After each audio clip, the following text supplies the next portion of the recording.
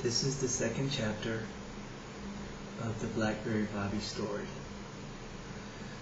When we last left Bobby, Bobby was born to a mother who had mental difficulties, and he had been beaten and burned. I think my next story that I remember is that one night I climbed out of the closet that I was forced to live in. I was basically locked in the closet from the age of 2 to 4. And I was now around 4 and a half, 5 years old, and I got hungry one night, so I snuck into the kitchen. And I think I did this because I couldn't eat around my mother. If I didn't eat fast enough, she slammed my face into the bowl of food.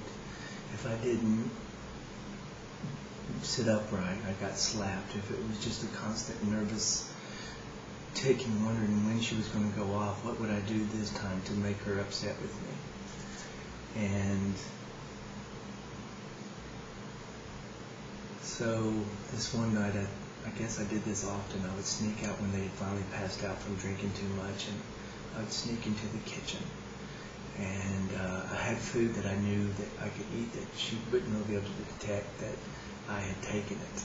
So one of those was peanut butter. So I would always undo the lid, and then the thing about peanut butter is you could scoop it out with your fingers and then smooth it over so it looked like no one had been there. So this one night I go in there and I pull out the jar from the cabinet, and I'm just getting the lid off when all of a sudden, then it happens.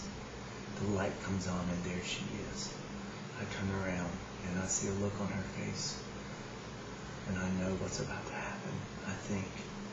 And she comes over and she just starts beating me and slapping me and punching me and kicking me and grabbing my head and slamming it into the floor, saying, "I'll teach you to steal, you little son of a bitch. I'll teach you to steal." And so she drags me across the floor, and I'm not sure what's going on, except she just keeps dragging me by the arms.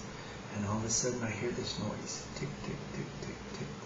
And I'm not sure what that is, but in my memory I just remember then all of a sudden I see it. The burner on the stove is red hot. And she's just screaming, "I'll teach you to steal, you little son of a bitch." And next thing you know, she takes my hands and she places them on the burner. And I don't remember what happened after that. Now at this time, Jean is married to another man, to her second husband, Jack. And now they had their own child, Cindy, and a child from Jean's previous marriage, Timmy. So she has Timmy, Bobby, and Cindy. She named all her kids ending in a Y. I don't know what that represents, but anyway, so now fast forward, I'm about 6 years old, and Jean has gone back to work because Jack doesn't make enough money as a private in the Marines to pay the bills, and they live in a small one-bedroom apartment.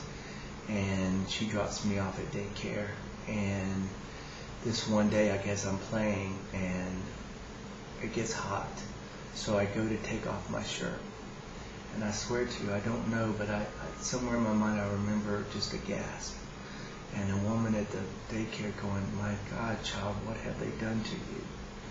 And I guess you can see all the bruises and the burns, and I guess when they're on your legs or your arms, they just think that you're just a boy who's been playing.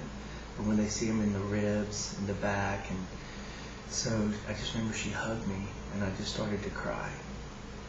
And I guess she called Child Protective Services.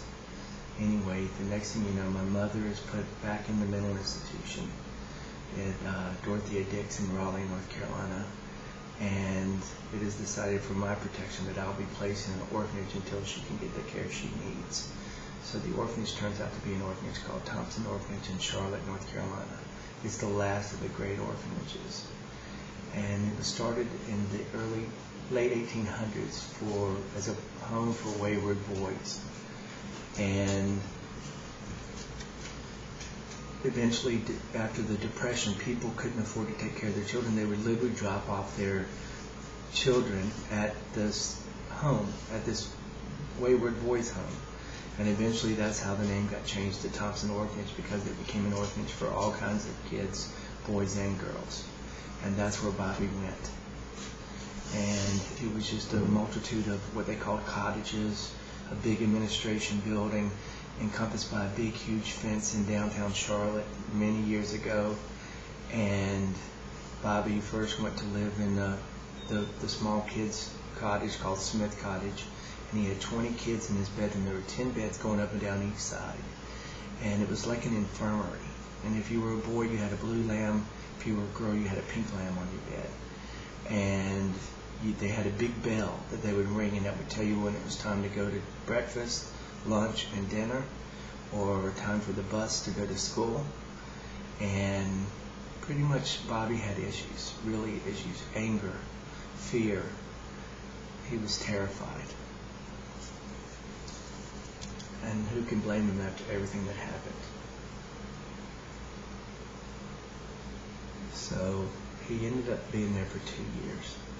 And things were kind of adjusting, not really settling down. Bobby had been kicked out of daycare, first grade daycare, for biting a girl's leg.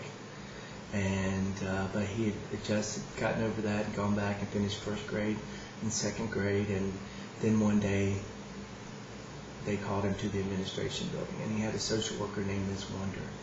Miss Wonder put him in the big chair, and he sat there, and she said, "Bobby, I have something to tell you, and it's not easy. But your mother is getting out of the hospital, and they say she's all better now, and they want to come take you home." And I remember I was so scared. I was like, "Oh my God, please don't want to take me back. Please don't." And she said, "We don't have a choice. She is your mother, and supposedly she's gotten all better."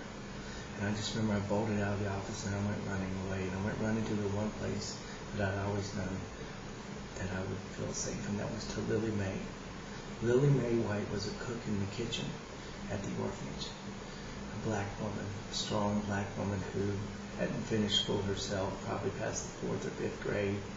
But she had seen a small child come there, and she used to feed me cornbread and buttermilk. That was her thing. And she was the one who nicknamed me Blackberry Bobby.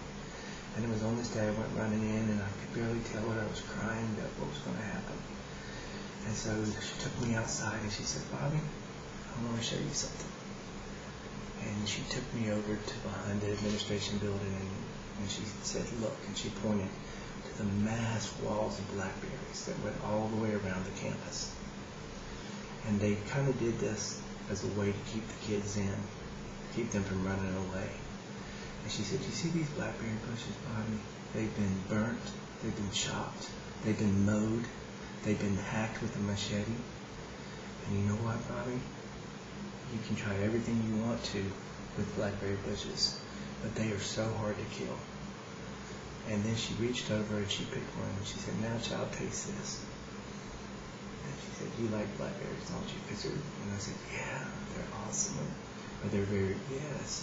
I don't know what I said. I just remember she said, "And yet they have some of the sweetest berries you will ever have." And she said, "That's you, Bobby. That's you. They have beaten you. They have done things to you that no child should ever have done, and yet you are the sweetest child I think that God ever put on this earth. And I don't believe that they will be able to get rid of you. So you be brave, and you go and you be the best boy you can be. And I know you'll be happy somewhere down the road." And that's the end of this chapter of Blackberry Bobby.